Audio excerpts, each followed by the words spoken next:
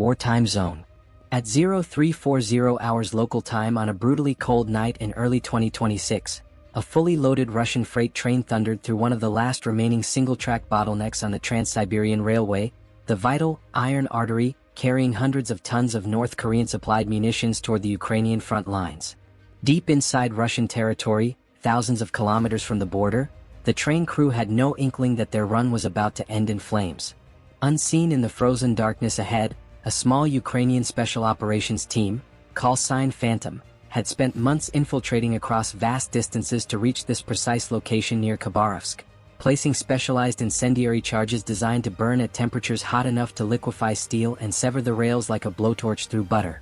What unfolded over the next hour wasn't just sabotage but a strategic masterstroke that exposed the fragility of Russia's Far Eastern logistics, disrupted ammunition flows for weeks, and sent shockwaves through Moscow's command structure, proving once again that Ukrainian special forces could strike anywhere, turning perceived safe havens into vulnerable choke points and forcing Russia to confront the reality that no supply line, no matter how remote, was beyond reach. The operation traced its origins to intelligence breakthroughs in mid-2025, when Ukrainian reconnaissance, long-range drones, satellite imagery, human sources, and signals intercepts revealed Russia's growing dependence on North Korean munitions delivered via Vladivostok and routed west along the Trans-Siberian. With domestic production strained and Western sanctions biting, Pyongyang's shells, 122mm, 152mm, Grad rockets, became critical to sustaining artillery barrages. The railway's bottlenecks, particularly single-track sections east of the Urals, concentrated this flow. One disruption could delay thousands of tons for weeks. Ukrainian planners identified the Khabarovsk junction, remote, lightly defended, vital, as ideal target. Severing it forced detours via the parallel Baikal-Amur mainline (BM), adding 1,400 kilometers and burning precious fuel Russia couldn't spare in winter. Execution demanded extraordinary infiltration. Direct Western entry impossible, FSB biometric scans at borders, facial recognition watchlists. Route chosen, clandestine network through Kazakhstan, sympathetic agents facilitating border crossings. Mongolia, remote taiga routes avoiding settlements, into Russia's Far East, total distance over 5,000 kilometers navigated covertly. Team of 4 operators, veterans of earlier deep strikes, carried specialized charges. Thermite-based incendiaries producing 1,370 degrees Celsius sustained heat to exploit steel's structural failure point, placed at rail joints where wheel impacts maximize stress. Challenges compounded from the start. Mongolian-Russian border featured unexpected FSB biometric checkpoints. Team diverted 25 kilometers through taiga at -35 degrees Celsius, lithium batteries draining, circuit boards cracking, LCD screens freezing. Chemical heaters preserved critical gear but burned reserves. Approaching target, previously unknown Russian EW jammers disrupted GPS. Charges needing precise placement at stress points required manual navigation by compass/map, turning hours into days. Local police detained 1 operator at routine checkpoint, cover story held but delayed critically. Maintenance windows limited. Wednesday through Thursday nights offered 90-minute gaps when unexplained activity less suspicious. Wait week. Unacceptable with confirmed ammunition train scheduled. At 0215 November 13th, team reached junction. Obstacle. Unscheduled security patrol 200 m away. Diversion created, small fire in abandoned shed drawing patrol. Window bought but tight. Placement began, 12 charges across 400 m, hardwired backup when jammers blocked remote. Patrol returned early, team worked frantically as train approached ahead schedule. Last charge connected as locomotive spotted figures. Emergency braking too late. Charges ignited simultaneously, brilliant white stars, steel liquefying, rails severed. Train hit gap at 52 km per hour. Locomotive derailed, couplings snapped, cars jackknifed, 1,200 tons munitions scattered. No massive detonation, modern shell stable, but total loss, exposed, undeliverable. Russian response chaotic. State media blamed technical malfunction, but evidence, precision burns, placement, revealed sabotage. Repair impossible quickly, section replacement needed, BAM detour overloading capacity. The impact was immediate and far-reaching, rippling across the entire Russian military logistics chain like a shockwave from the explosion itself. Ammunition shortages hit the front lines within days. artillery units that had relied on steady flows of North Korean 122mm and 152mm shells, Grad rockets, and mortar rounds suddenly faced rationing, with commanders forced to prioritize targets and reduce barrage intensity to conserve what remained in local depots. Frontline reports from Donetsk and Kharkiv sectors in early 2026 described Russian fire support dropping noticeably. Where Ukrainian positions once endured hours of continuous shelling, now gaps appeared, allowing counter-battery fire and drone strikes to operate with greater freedom. Offensives delayed as planned assaults, intended to exploit winter conditions for mechanized advances, lacked the preparatory bombardments needed to suppress defenses, giving Ukrainian forces time to reinforce, rotate troops, and integrate new Western aid. The psychological blow was equally profound. Russia's untouchable homeland had been violated in its far eastern depths, a region Moscow considered secure thousands of kilometers from the front, exposing the vulnerability of partnerships like the North Korean ammunition pipeline that had become vital to sustaining the war effort. State media's attempts to dismiss the sabotage as technical malfunction fooled no one in military circles. Evidence of precision charges and deliberate placement spread through secure channels, forcing acknowledgement that Ukrainian special forces could reach anywhere, turning perceived safe havens into constant worry. Ammunition shortages manifested concretely. Units reported shells allocated by battery rather than unlimited fire missions, gunners conserving rounds for confirmed targets, infantry advancing without expected suppression that left them exposed to Ukrainian precision.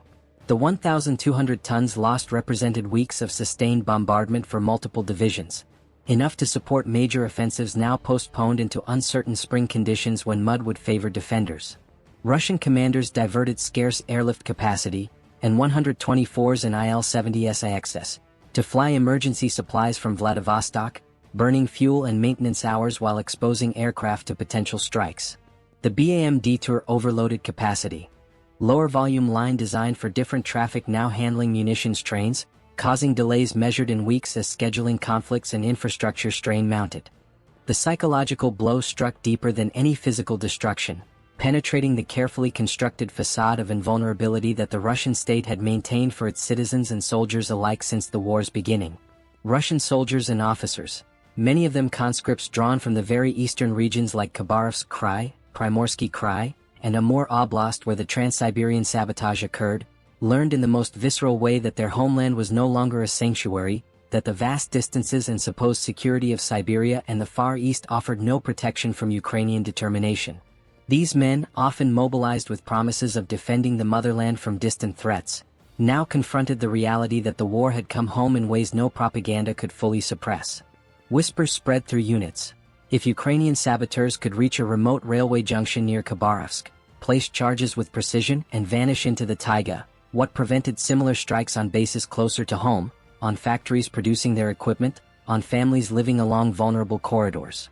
The incident shattered the psychological barrier between front and rear, turning every distant rumble or unexplained delay into potential evidence of deeper penetration. Families in Khabarovsk and Vladivostok felt this most acutely. Despite heavy censorship, state media quickly labeling the derailment a technical malfunction with vague references to scheduled maintenance, news spread through unofficial channels.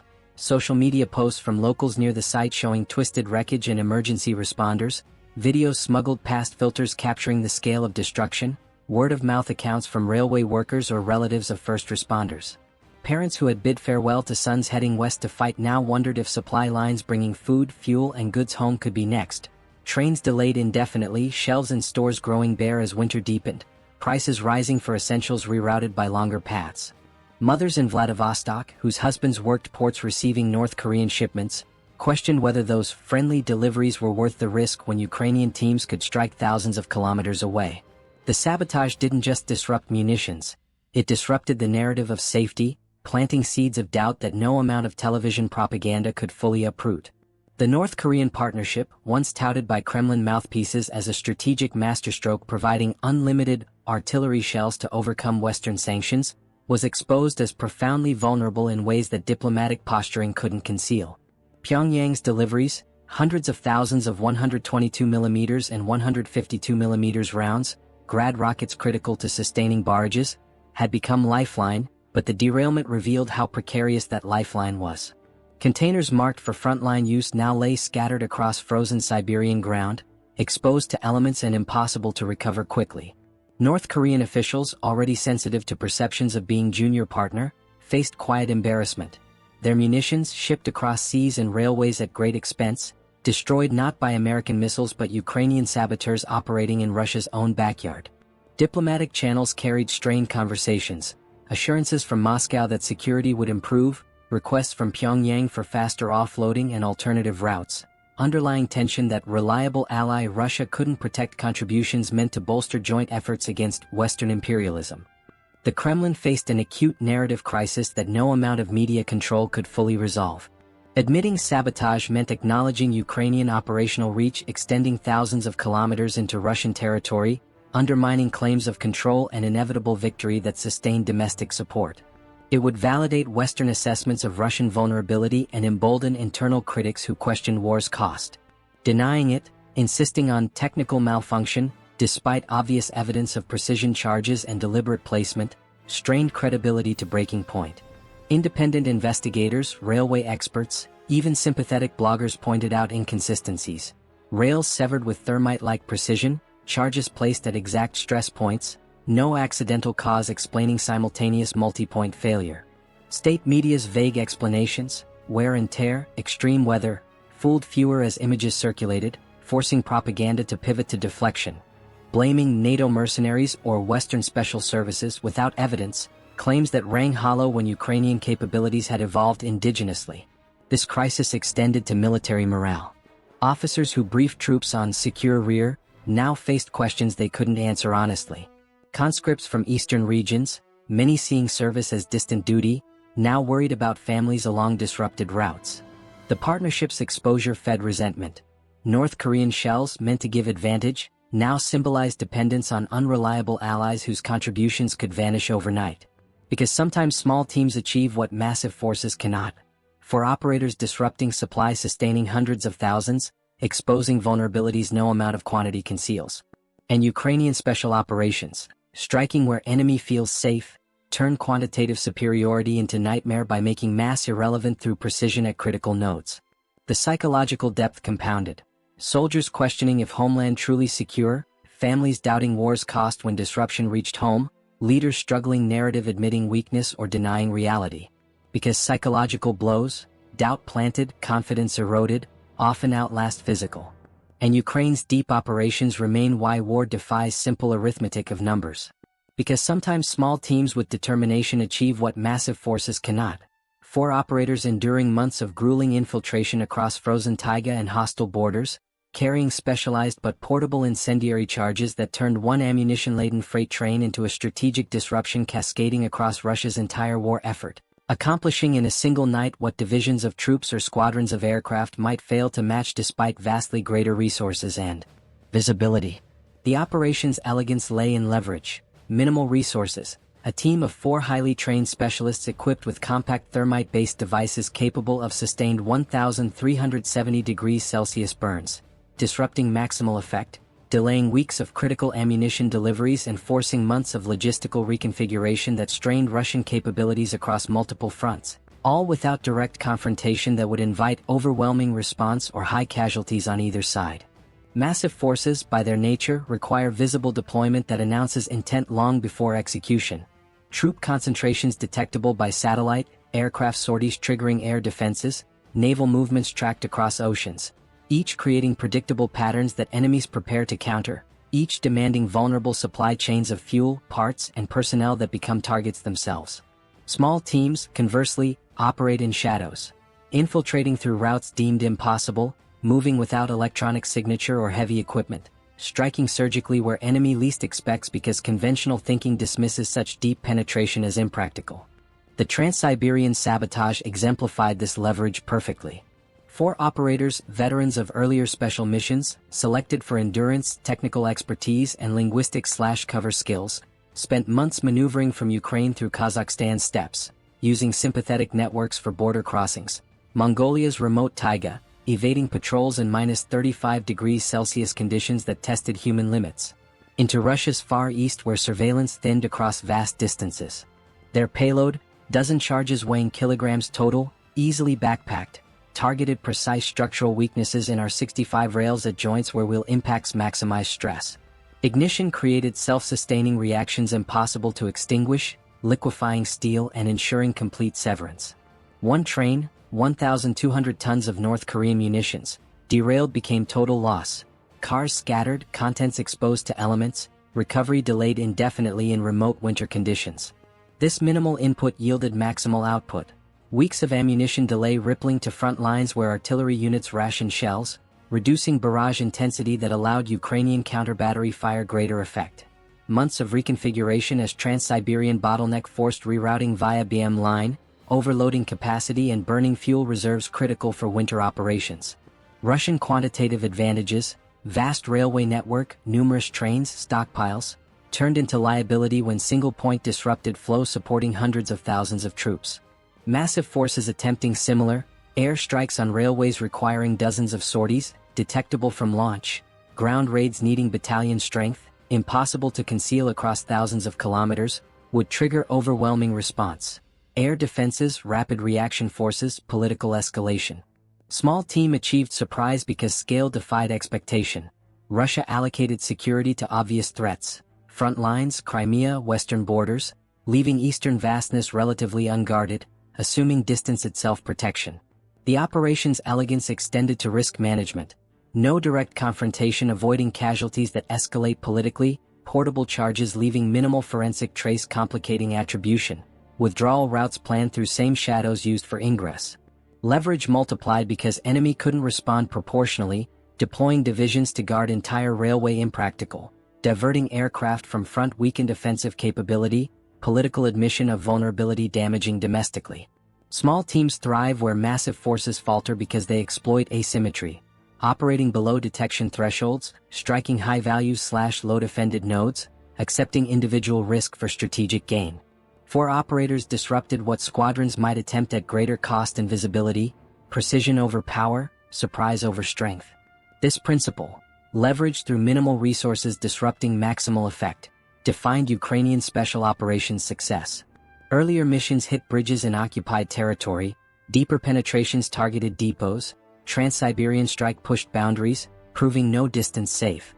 Each success refined methods, better cold weather gear from battlefield lessons, improved charges from material testing, infiltration networks expanded through trusted agents. Because sometimes determination, four operators enduring months of hardship for one night, achieves what mass cannot through visibility and predictability. And small teams remain key to turning quantitative superiority into vulnerability, exploiting gaps mass creates, striking where concentration absent, multiplying effect through precision and surprise. The operation's legacy, Russian logistics forever changed, guards increased along railways, patrols doubled in remote areas, resources diverted from front to rear security. But vast territory meant gaps persisted, Ukrainian teams exploiting new ones. Ukrainian special operations, striking deep where the enemy feels safe, remain the key to turning Russian quantitative superiority into a logistical nightmare, exploiting the inherent weaknesses of large-scale military machines that rely on vast, predictable, and often brittle networks to sustain their mass. Russian quantitative superiority required exactly those vast networks, thousands of kilometers of railways like the Trans-Siberian, hundreds of depots and transloading points, endless convoys of trucks and trains, to move the ammunition, fuel, spare parts and replacements that fed artillery barrages, mechanized assaults and defensive positions across a 1,000-kilometer front. These networks were the sinews of Russia's war effort, allowing commanders to concentrate overwhelming firepower and manpower at chosen points despite sanctions and production constraints. Yet every kilometer of track, every depot, every convoy represented a potential single point of failure that special forces could disrupt disproportionately with minimal resources and risk. The Trans-Siberian sabotage near Khabarovsk in early 2026 proved this with devastating clarity.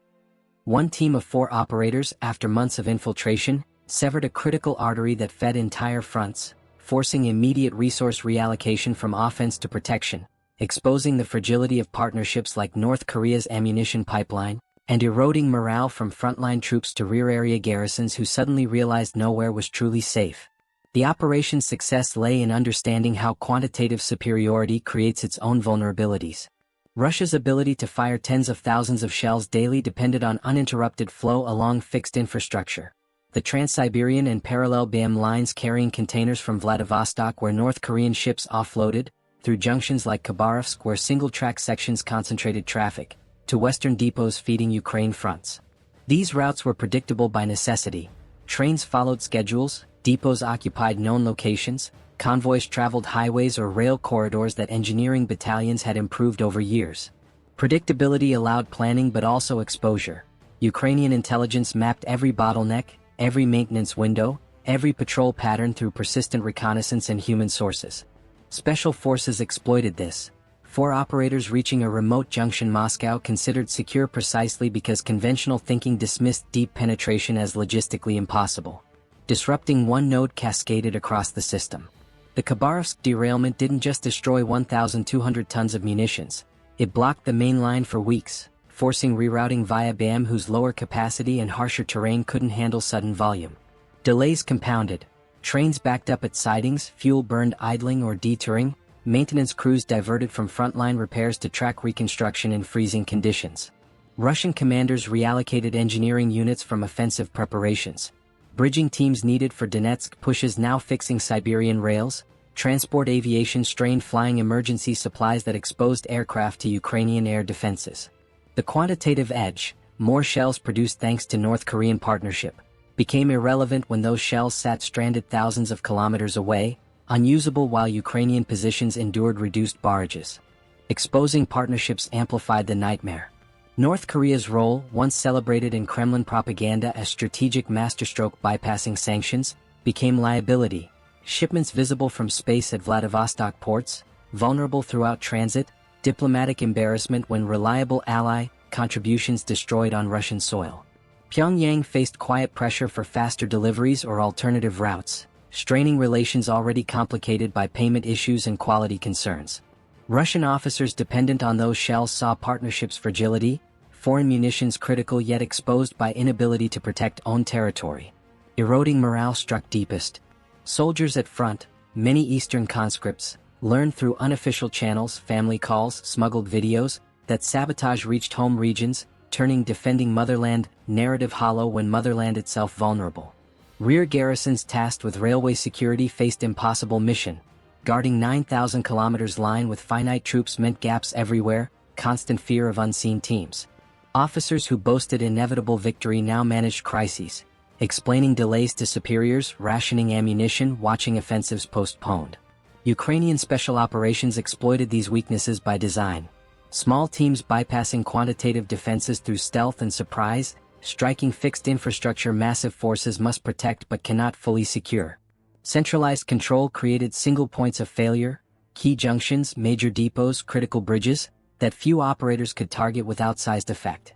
Russian superiority required those points to function. Disrupting one paralyzed many. The Trans-Siberian operation embodied this.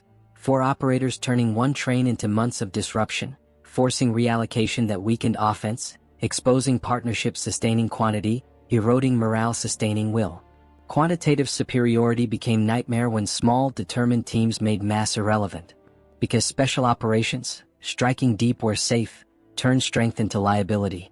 And exploiting fixed infrastructure, predictable patterns, centralized failure points remains how smaller forces defeat larger. We remember because 4 operators proved quantitative edges vulnerable to qualitative precision.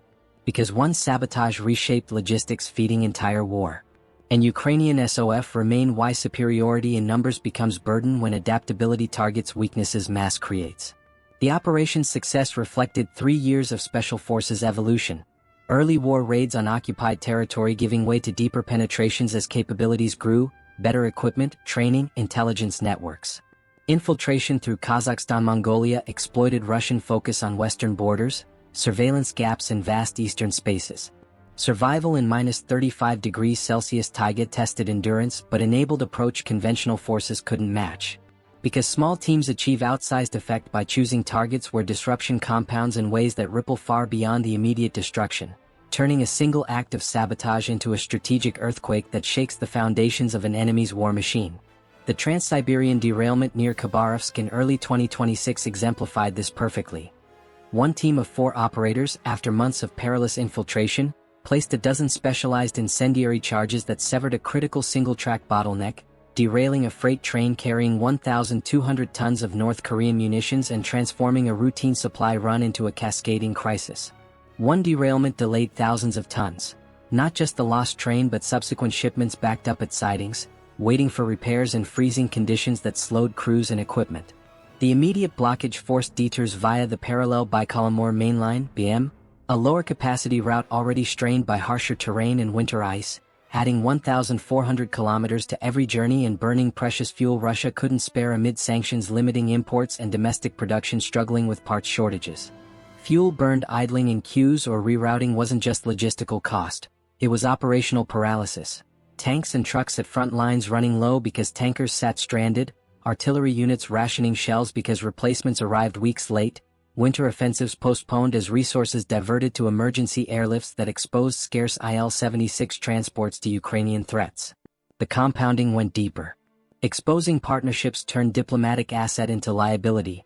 North Korea's ammunition pipeline, hundreds of thousands of shells shipped across seas and railways at great expense, suddenly vulnerable on Russian soil, embarrassing Pyongyang and straining relations already complicated by payment disputes and quality concerns.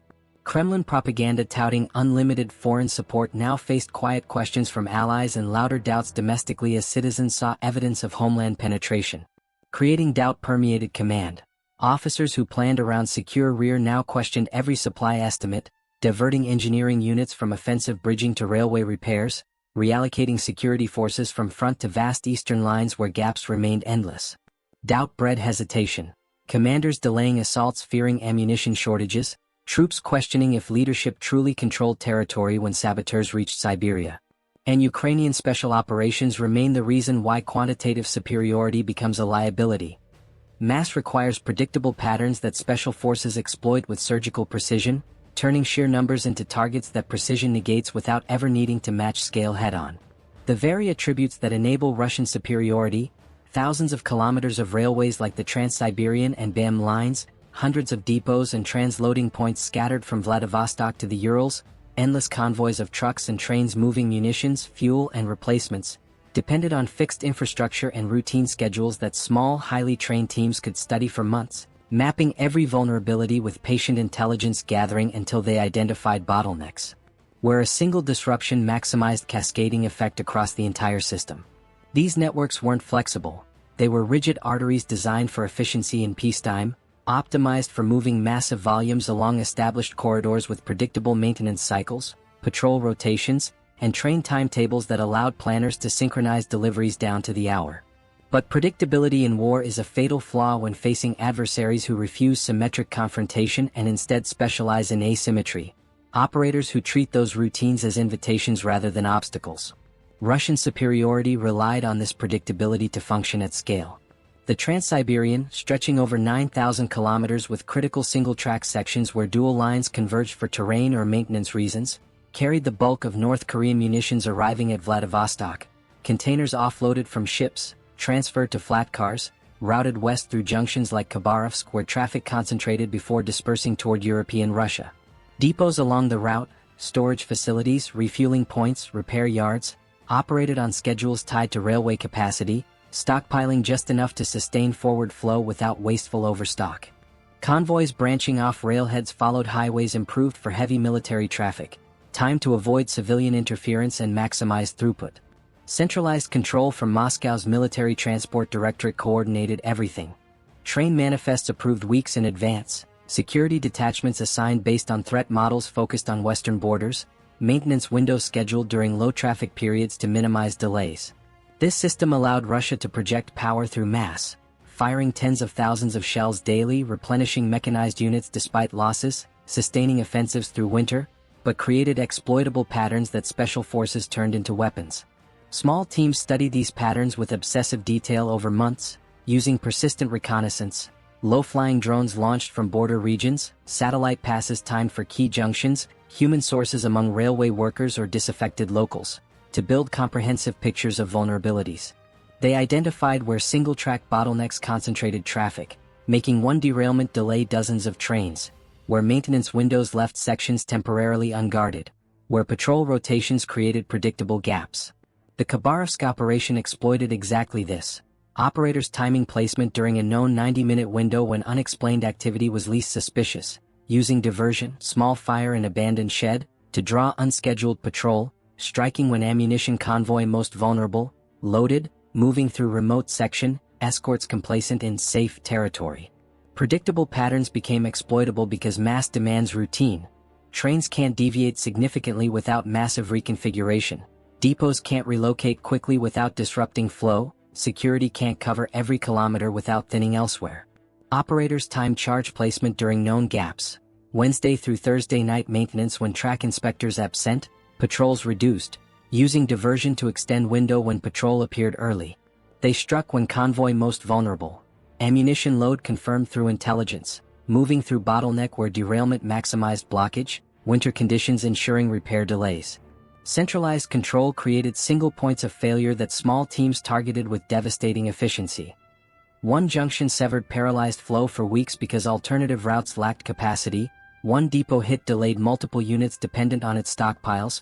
One partnership exposed, North Korean munitions visible at Vladivostok, vulnerable throughout transit, strained entire alliances as reliability questioned.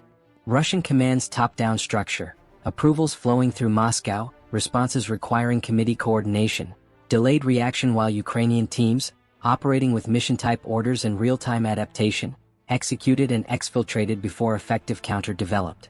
Numbers created targets in ways Russian planners couldn't fully mitigate. More trains meant more opportunities for interception, each scheduled run a potential ambush point. Denser security along critical sections spread resources thin across 9,000 kilometers line, leaving remote junctions like Khabarovsk relatively guarded. Vast territory impossible to guard everywhere meant gaps persisted despite increased patrols. The more Russia concentrated to protect key nodes, the more predictable those concentrations became, allowing reconnaissance to map new patterns for future operations. Quantitative superiority required defending everything, achieving nothing perfectly. Small teams needed only to strike one point effectively to disrupt many. This dynamic, mass-creating exploitable patterns, numbers-generating targets precision could negate, defined why Ukrainian special operations turned Russian strength into liability. The Trans-Siberian sabotage forced immediate reallocation. Engineering units pulled from frontline bridging to railway repair, security forces diverted from combat to endless patrols, airlift capacity strained flying emergency supplies. Partnerships strained as North Korean deliveries, critical to sustaining artillery, faced delays and doubts. Morale eroded when soldiers learned safe homeland vulnerable. Commanders questioned supply reliability. Because small teams exploit what mass must defend but cannot fully secure.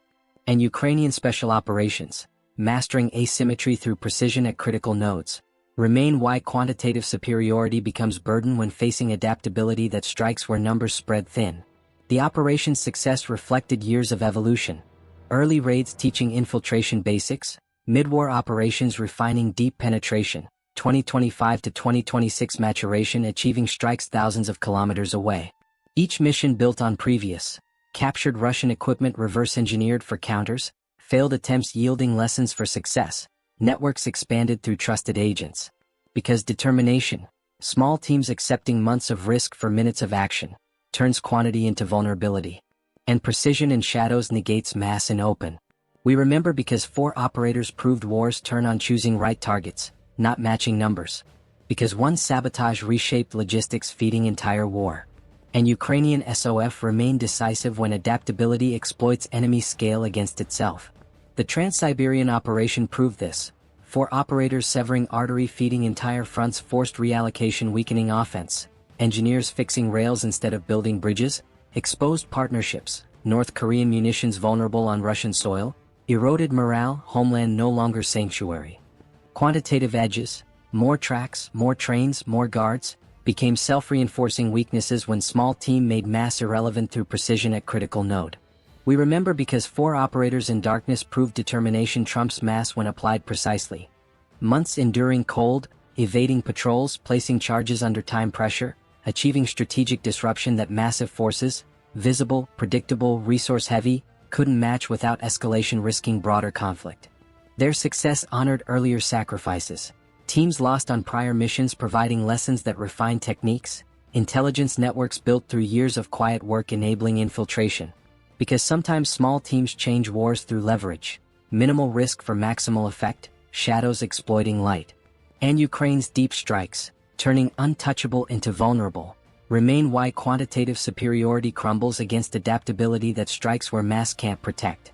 The operation's legacy, Russian logistics forever altered, guards increased but insufficient for 9,000 kilometers line, patrols doubled straining manpower, resources perpetually diverted to protection rather than offense. But vast territory meant gaps persisted, Ukrainian teams finding new targets.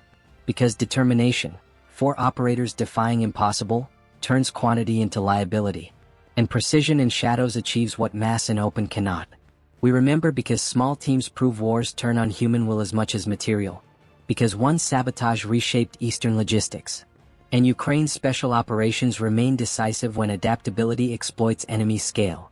If this deep dive into Ukraine's Trans-Siberian sabotage, Ghost Squad severing Russia's iron artery, hit home, smash like, subscribe with bell, comment your location and thoughts on how such ops reshape Eastern logistics. Bold strikes like this deserve spotlight. Lock in, this is Wartime Zone, next deep penetration soon.